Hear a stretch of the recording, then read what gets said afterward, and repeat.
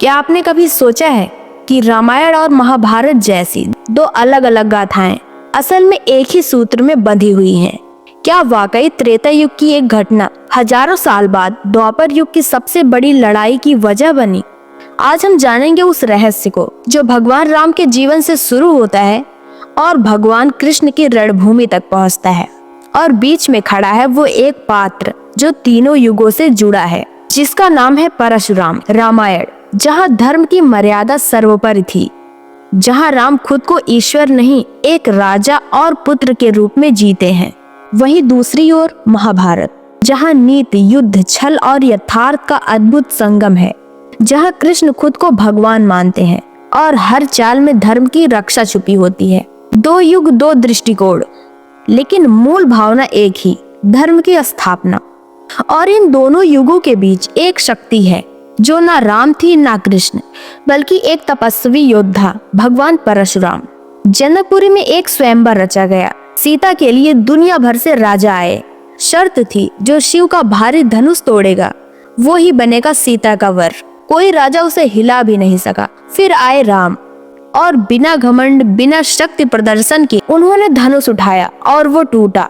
यह सिर्फ एक विवाह की शुरुआत नहीं थी, बल्कि इतिहास की सबसे बड़ी कहानी का बीज था, क्योंकि उसी क्षण एक आकाश गंगा की तरह ब्रह्म तेज से भरपूर परशुराम प्रकट हुए। परशुराम ब्राह्मण होकर भी योद्धा थे, शिव के उपासक, क्षत्रियों के विनाशक। उन्होंने पहले 21 बार पृथ्वी को क्षत्रियों से मुक्त किया था। अब जब उन्होंने सुना कि कोई शिव धनुष तोड़ गया तो वो भड़क उठे, जनकपुरी पहुंचे और सीधे श्री राम के सामने खड़े हुए। वो एक भाव था, आग, अपमान और तपस्या का मिला जुला रूप। शिव का धनुष टूटा, परशुराम का तप टूट गया। लेकिन जैसे ही उन्होंने राम के भीतर ईश्वरत्व को देखा, उनकी दृष्टि बदल गई, उनका अहंकार पिघल गया और उन्होंने कुछ ऐसा कहा जो आने वाले युगों की नींव बन गया। उन्होंने कहा, हे राम, तुम्हारे रूप में मैं आज तो शांत हो गया, लेकिन मेरी तपस्या अधूरी है। मैं तब तक विश्राम नहीं लूंगा जब तक धर्म को उसकी अंतिम परीक्षा ना मिले। राम ने मुस्कुराकर उत्तर दिया, अगले युग में जब मैं कृष्ण बनूंगा तब आप लौटना और युद्ध की प्रस्तावना बनाना। यहीं पर एक युगांतकारी सौदा हुआ, एक मौन संकल्प।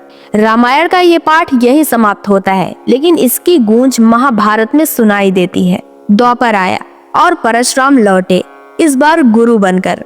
उन्होंने भीष्म को शस्त्र विद्या दी, उन्होंने कर्ण को ब्रह्मास्त्र सिखाया, उन्होंने द्रोणाचार्य को भी प्रेरणा दी। परशुराम का आशीर्वाद और शाप दोनों ही युद्ध के मैदान में फलित हुए।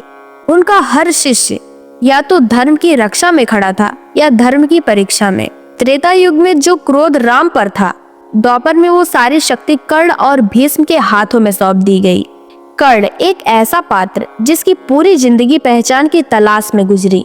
उसने ब्राह्मण बनकर परशुराम से विद्या ली, पर जब परशुराम को सच्चाई पता चला, उन्होंने शाप दे दिया, जिस दिन तुम्हें अपनी विद्या की सबसे ज्यादा जरूरत होगी तुम उसे भूल जाओगे। कुरुक्षेत्र में अर्जुन सामने खड़ा था। कर्ण का रथ का पहिया जमीन में धंसा था और उसे ब्रह्मास्त्र याद नहीं आ रहा था। वो पल त्रेता की गूंज थी, वो परिणाम रामायण के एक पाठ का विस्तार था। राम ने धनुष तोड़ा था, परशुराम ने संकल्प लिया था, कर्ण ने शाप पाया था, कृष्ण ने युद्ध रचाया था और अंत में धर्म ने अपना उत्तर पाया।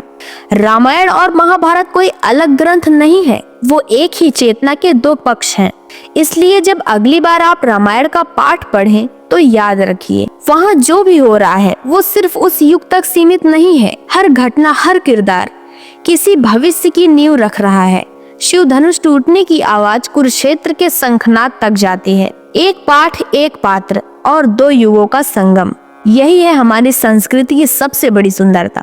अगर ये कहानी आपके मन को छू गई हो तो वीडियो को लाइक कीजिए, चैनल को सब्सक्राइब कीजिए और कमेंट में जरूर बताइए, क्या आपको पहले ये जुड़ाव पता था? रामायण या महाभारत, कौन सी कथा आपको ज्यादा गहराई में ले जाती है?